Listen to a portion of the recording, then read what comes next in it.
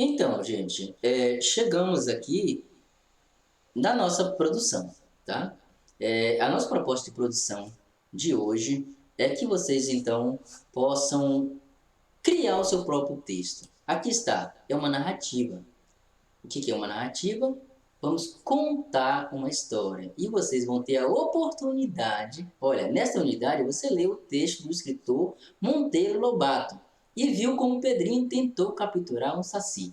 Agora é a sua vez de imaginar outras histórias com as mesmas personagens. Olha, você vai criar uma história narrativa com as mesmas personagens, ou seja, o Pedrinho, a Narizinho, o tio Bernabé, o Saci, tá? A avó do Pedrinho, todos aqui, tá? Vocês podem usar todos aqueles personagens lá. Só que o objetivo aqui é imaginar o que Pedrinho tenha resolvido inventar uma própria história, uma própria forma de pegar o Saci. Será que o Pedrinho, se o Pedrinho é inteligente, o Pedrinho consegue inventar uma forma de pegar o Saci mais fácil do que aquela que o tio Bernabé o ensinou?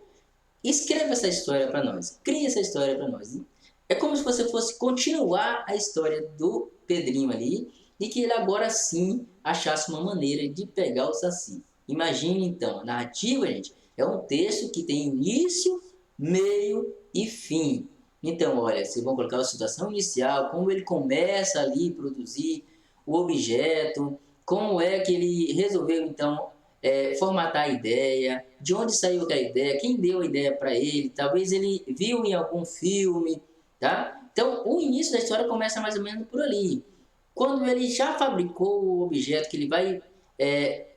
quando ele já fabricou ali, sei lá, uma arma, ou quando ele já fabricou ali uma, sei lá, um açafrão, quando ele já fabricou alguma coisa que ele possa pegar o saci, tá, gente?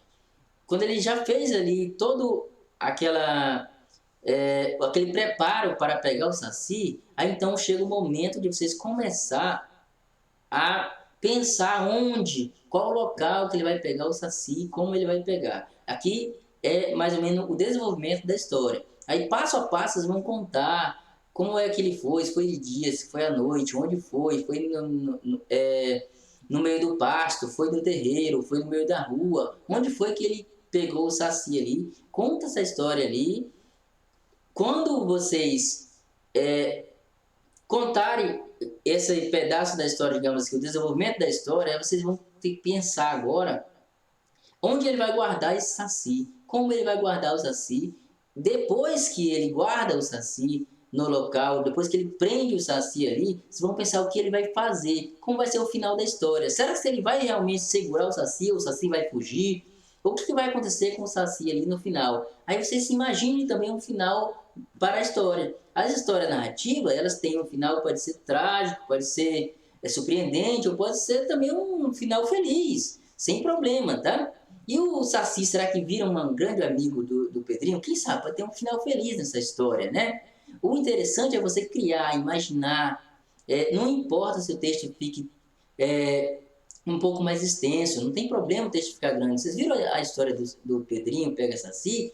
Que foi 4 páginas, vocês podem fazer um texto também um pouco maior, não tem problema, tá? Desde que vocês coloquem, então, o, coloque toda a sua criatividade, o seu pensamento aí para criar esse texto. Fica muito legal, os melhores textos, eu vou expor eles no grupo também para os pais aqui, eu vou também estar guardando da minha pasta para que a gente possa, possivelmente, demonstrar em forma de livro, né, gente? Então, olha, o planejamento da história.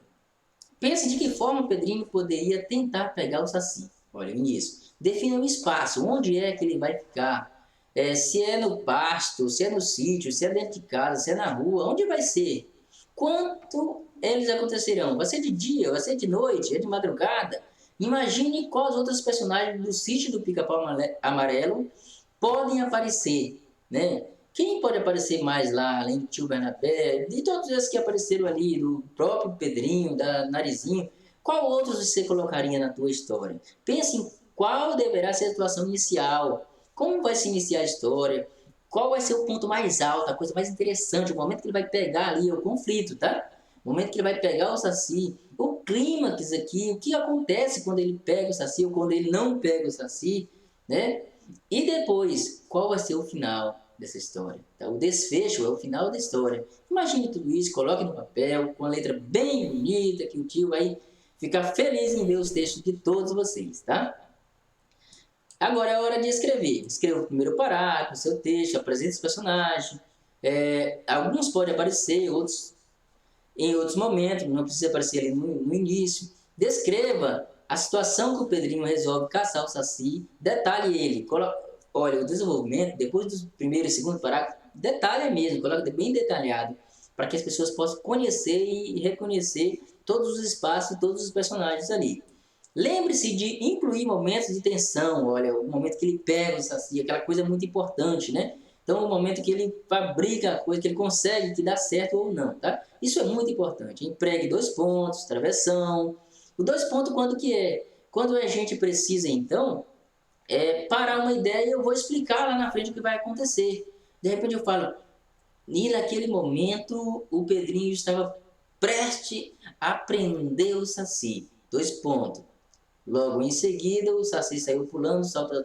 Você vai explicar o que aconteceu depois. Então, pare com 2 pontos. Quando você vai explicar, por exemplo, também para esses 2 pontos quando eu preciso colocar a fala do personagem, né? E Pedrinho disse a Narizinho, 2 pontos. Narizinho, você pode me ajudar com... Aqui, antes da fala do Pedrinho, eu coloco 2 pontos para poder indicar uma situação de fala, num discurso direto, tá? O uso da vírgula é muito importante, tá, gente? Para poder você respirar, né? Não deixe o professor morrer do coração aqui, por favor. Colocamos vírgulas aí, sempre nas pausas, na enumeração, sempre que eu estiver colocando, enumerando os fatos. Aconteceu isso primeiro, depois aquilo, depois... Aí eu tenho que separar por vírgulas, tá? Defina em outros momentos da narrativa os personagens que poderão fazer o uso do registro formal ou informal.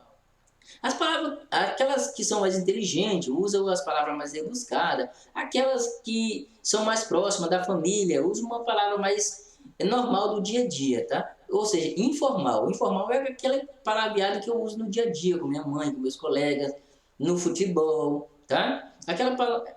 Agora, o formal não, quando eu estou utilizando com o diretor, com o professor, com o prefeito da cidade, uma coisa mais...